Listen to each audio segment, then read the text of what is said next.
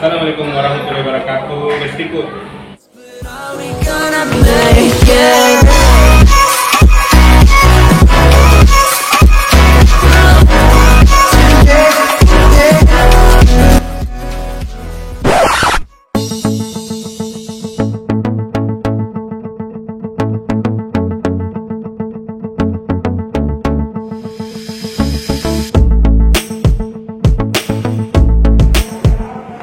Assalamualaikum warahmatullahi wabarakatuh. Bestiku, Dinas Perumahan. Saya mau buat vlog, cuma saya mau tanya beliau ini kadisnya gimana sih? Bedah rumahnya di Makassar. Saya dengar-dengar katanya dapat di bedah rumah warga Makassar. Ikuti Bestiku.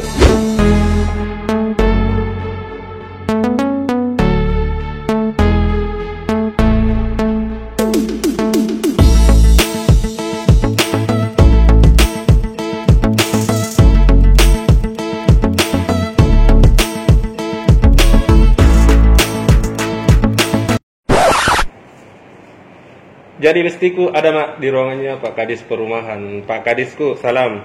Salam. Saya mau tahu ini Pak Kadis, kebetulan netizen juga, supaya masyarakat Kota Makassar bisa mengetahui gimana sih syarat persyaratannya mendapatkan bedah rumah. Bedah rumah. Ya.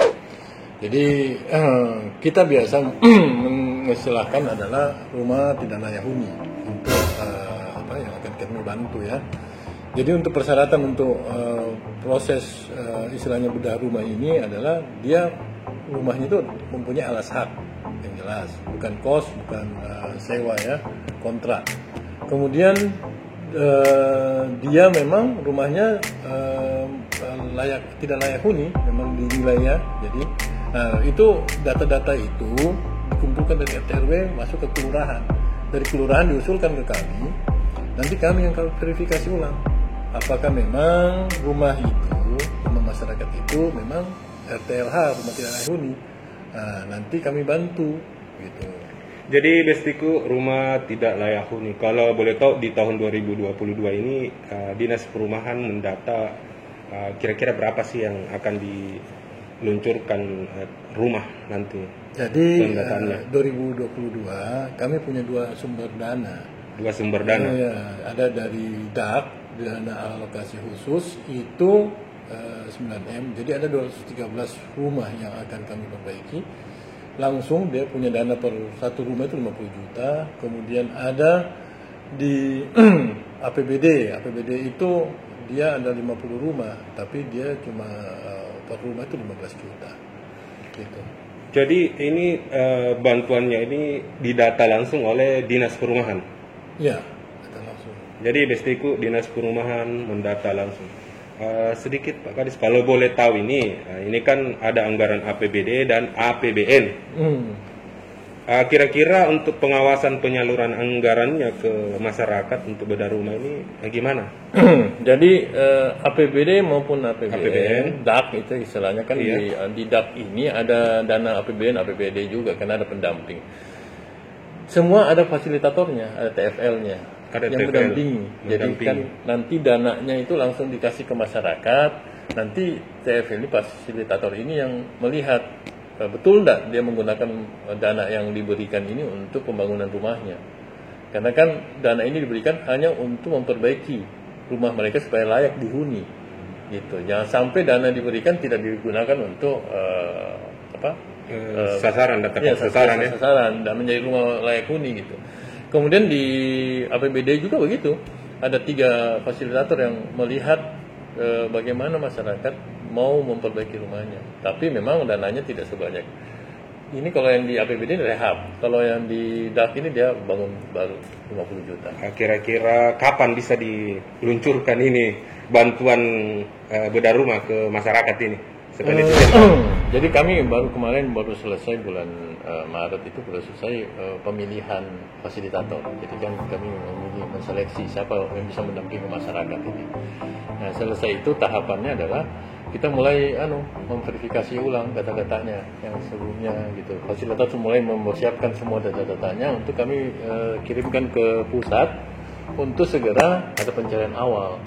Gitu. Untuk bisa kan masyarakat harus ada dana awal untuk bisa membangun rumahnya. Jadi Nah, ini data-data ini lagi disiapkan fasilitator baru yang akan berproduksi di bulan Maret untuk disiapkan bisa mencairkan dana awal dari DAP ini. Kemudian yang APBD ya memang kami persiapkan untuk tender dulu bahannya.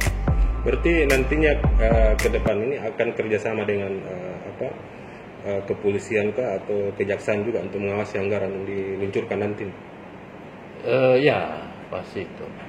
Jadi Destiku sangat jelas sekali ini perumahan untuk bedah rumah ke depannya ya. Semoga yang nonton video ini dapat nanti bedah rumah. Tapi syarat persyaratannya nanti kan sudah jelas dilihat di komentarnya Pak Kadis.